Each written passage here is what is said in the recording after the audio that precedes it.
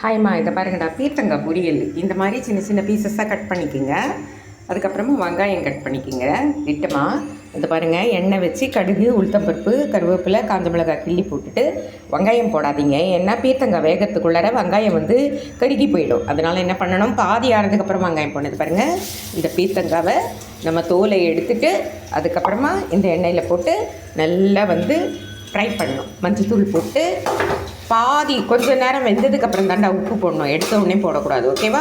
இந்த மாதிரி நல்லா அப்படியே மூடி வச்சு சிம்மில் வச்சுட்டு அப்படியே அதை விட்டுட்டு நம்ம வேலையை பார்த்துக்கலாம். ஓகேவா?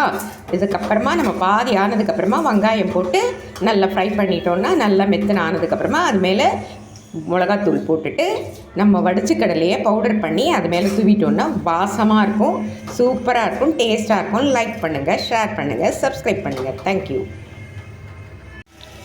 பார்த்திங்களாம்மா எப்படி அழகாக வதங்கிடுச்சின்னு சொல்லிட்டு. பீர்த்தங்காய் ஸ்லிம்மில் வச்சு நம்ம பண்ணணும். பார்த்தீங்களா, பார்க்கும்போதே நம்மளுக்கு சாப்பிட தோண்டணும். சரிங்களா? மிளகாத்தூள் போட்டாச்சு. இப்போது வடிச்சுக்கடலை தூள் போட்டு பெரட்டிட்டு இறக்கிடணும். ஓகேவா? லைக் பண்ணுங்கள், ஷேர் பண்ணுங்கள். ஓகேவா? கற்றுக்குங்கடா. இதை பாருங்கடா, இந்த வடிச்சுக்கடலை தூள் போட்டு அழகாக பெரட்டி எடுத்தாச்சு. இது பார்த்திங்களா, பாவக்காய் பொரியல் ரெடி. இது கூட ரசத்துக்கு தொட்டுன்னு சாப்பிட்லாம், சாப்பாட்லேயும் பெசஞ்சின்னு சாப்பிட்லாம். ஓகேவா? லைக் பண்ணுங்கள், ஷேர் பண்ணுங்கள், சப்ஸ்கிரைப் பண்ணுங்கள். தேங்க்யூ. இதை சொல்லவே வேண்டாம். இந்த பார்த்திங்களாம்மா, வடிச்சுக்கடலை தூள் தூவி இறக்கிட்டேன். சூப்பராக இருக்குது பாருங்கள். பார்க்குறப்பவே சாப்பிட்ணுன்னு தோணணும். ஓகேவா? கற்றுக்குங்க. பீர்த்தங்காய் பொரியல்.